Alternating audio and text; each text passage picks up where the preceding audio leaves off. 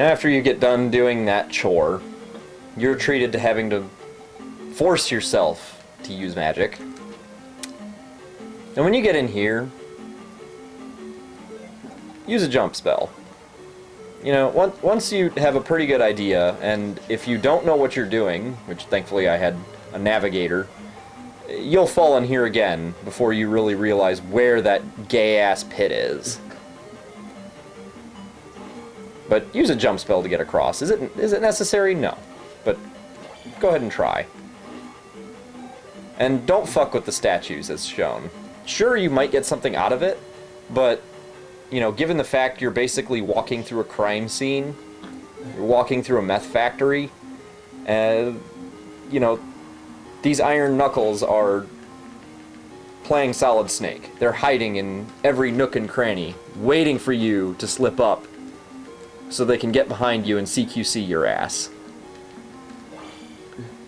And then once you get a little bit further in, you get treated to this. You get treated to this again, and it's not even the only time. That's the worst part of it. It's not. There's 3 boss fights in this fucking level, and 2 of them are this bitch. You know, he's the freaking godfather of this crime syndicate of Iron Knuckles. Now, unlike most gangs, who would use maybe a Doberman to watch their shit, these guys use jousters. That should tell you how desperate they are to keep their activities secret.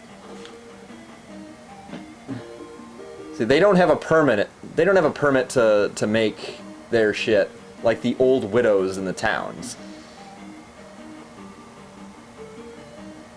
Then again, the old widows in the towns might not actually have a permit either, given the fact that, well, they bring you into their house when nobody's looking and talk about their special medicine. Yeah, this is not Amsterdam.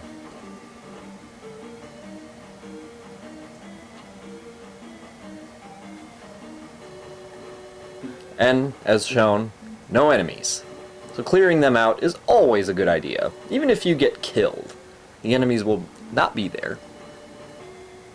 And when you get to the top of that that elevator, guess what you get to do again?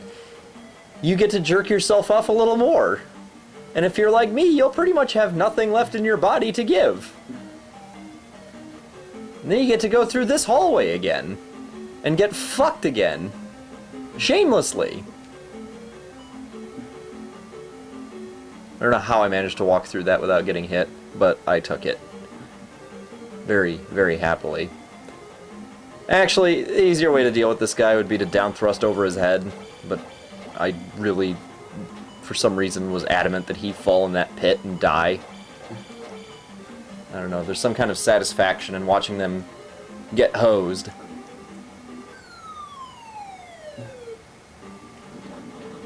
And not actually have to really put in any effort to do it. Ah. Not having to collect keys is also wonderful. Dear God. I forgot how many of those guys were in here. This must be like the drug plantation for them, given how many of them there are. Now here, as usual, kill these guys first. You don't want them flying around, trying to nip at your ass while you're jumping, you know, over lava. You know, flying over lava is easy for Indiana Jones. It is not easy for you.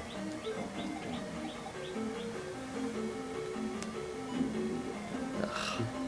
And this is just painful.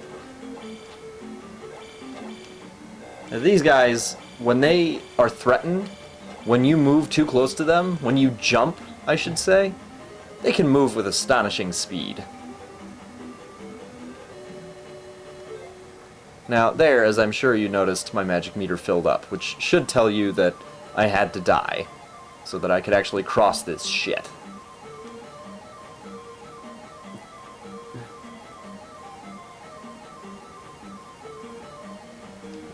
And that guy, my nemesis. The man who put me to shame.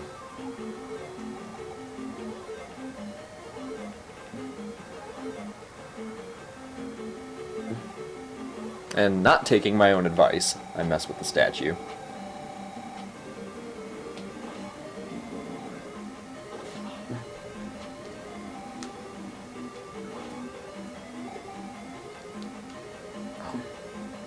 Could it be? Yes! You get to fight another one of these guys, like I mentioned before! Don't you feel special? I mean, getting to fight these guys, that's like... That's better than getting to make babies with Adriana Lima. Isn't it? Yeah, now I'm just being an obnoxious asshole, but... My god. The only nice thing about fighting them again is the fact that your sword should be strong enough to hurt them effectively now.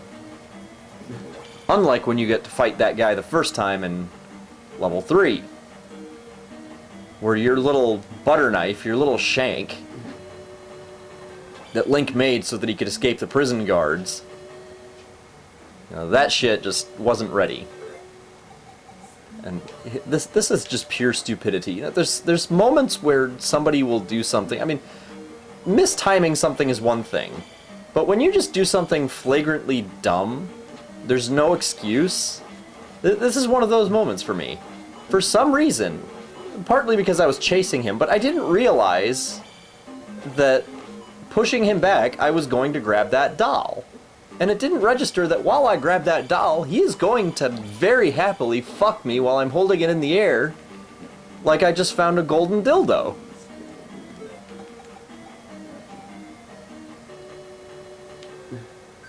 You don't miss that. Be ready for that. It's another one of those moments.